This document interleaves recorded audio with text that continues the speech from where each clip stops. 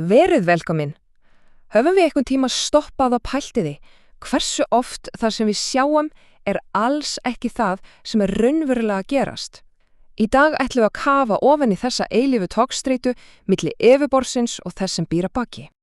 Já, og þetta leiðir okkur að stóru spurningunni ekki satt. Hvernig metum við fólk í kringum okkur?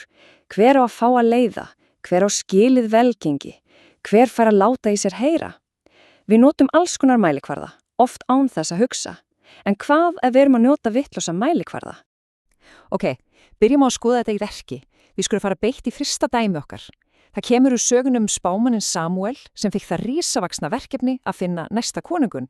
Og það sem gerist svo lýsandi, Samúel sér Elíab, elsta soninn. Hann hávaxinn, hann glæsilegur, hann lítur út eins og konungur. Maður skilur alveg hugsun að þetta lítur að vera hann. En þá koma skilaboðin sem breyta öllu. Littu ekki á útlitið, ég er búin að hafna honum.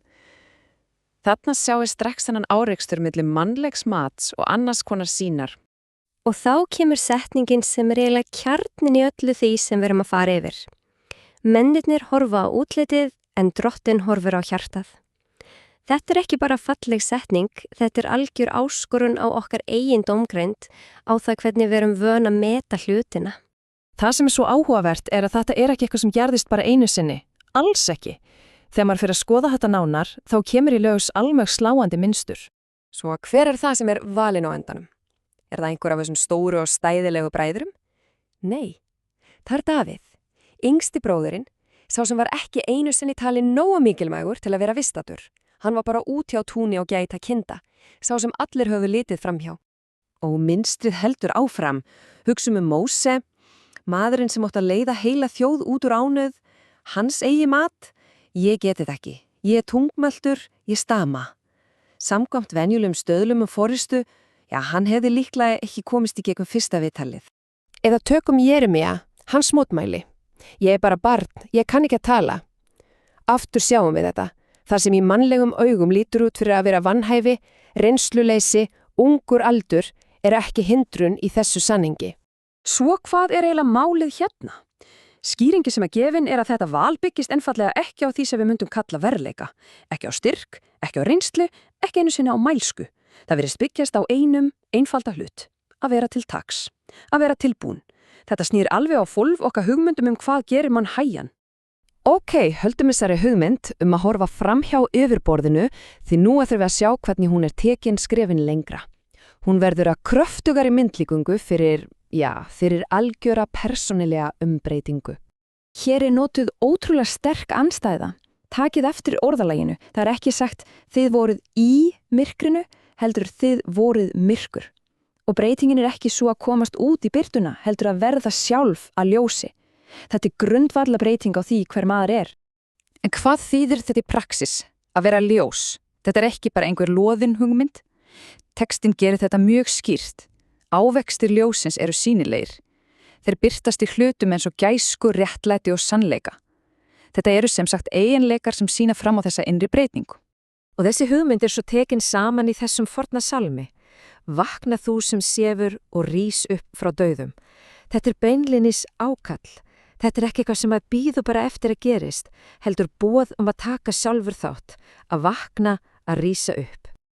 Allt þetta, að dæma eftir útliti, myrkur og ljós, sín og innsæi, leiðir okkur núna að hápunktinum, að sögu þar sem öll þessi þema fléttast saman á ótrúlega dramatískan hátt. Sagan þessi, maður sem verið blindur frá fæðingu læknaður að Jesú. Það eitt og sér auðvitað stórkostlegt, en það einn hökkull. Þetta gerist á hvíldardegi og samkvæmt ströngustu túlkun lagana var þetta talin vinna og þar með bannað og þarna kviknar deilan. Fylgjumst nú með ferðalagi þessa manns, því það svo merkilegt. Hann byrjar í algjöru líkamlegu myrkri, sem blindur betlari. Svo fær hann líkamlega sjón, hann getur séð, en þá hefst yfirherslan. Yfirvöldin sem sjá fullkomlega neita að viðurkenna kraftaverkið. Og í gegnum þetta ferli þá gerist það. Maðurinn öðlast ekki bara sjón, heldur andlegt innsæi. Hann sér hver Jesús Og hér tversögnin í hnosskurn. Maðurinn sem var líkamlega blindur verður andlega sjáandi. á meðan yfirvöldin sem eru líkamlega sjáandi reynast vera andlega blind. Sá sem gat ekki séð sá eini sem sér sannleikan. Svo hvað var það sem blindaði þá? Það var ekki skortur á sönnunargögnum, maðurinn stóð jú læknaður fyrir framan á. Nei, það var þeirra eigin vissa.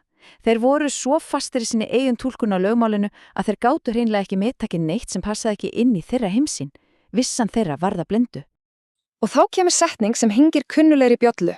Þér dæmið eftir útlitinu. Þetta nákvæmlega sama vandamálið og Samúel glímdi við byrjun. Þetta rauði þráðurinn, tilneystingin til að dæma eftir því ytra, eftir yfirborðinu en missa af kjarnanum. Allt í lagi. Við erum búin að fara í gegnum nokkra sögur sem alla snúast þetta sama þema. Svo hvað getum við dregið af þessu öllu saman? Hver þessi öðruvísi sýn sem verið að tala um? Jú, megin boðskapurinn virðist vera þessi. Í fyrsta lagi að okkar mannlega dómgreind treystir allt of oft á yfirborðið.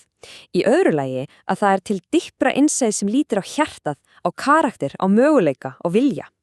Í þriðja lagi, og þetta kannski mikilvægast, að okkar eigin bergfasta vissa getur orðið okkar versta blinda. Og að lokum að sönn uppljómun ekki atburður, heldur ferðalag. Ferðalag frá myrkri til ljós, frá því að bara sjá yfir í það að skynja. Kallið því í raun einfalt, þó það sé kannski ekki auðvelt. Það áskorun að stíga út fyrir þægindaramman, að hætta að dæma eingöngu eftir útliti og að reyna að tilenga sér þessa nýju, dýpri sýn. Og við skulum enda á spurningu sem við getum öll tekið með okkur. Hvaða hugmyndir, hvaða sannfæringar, hvaða vissa í okkar eigin lífi geti verið að koma í veg fyrir að við sjáum heiminn og fólkið í honum eins og hann raunverulega er. Takk fyrir í dag.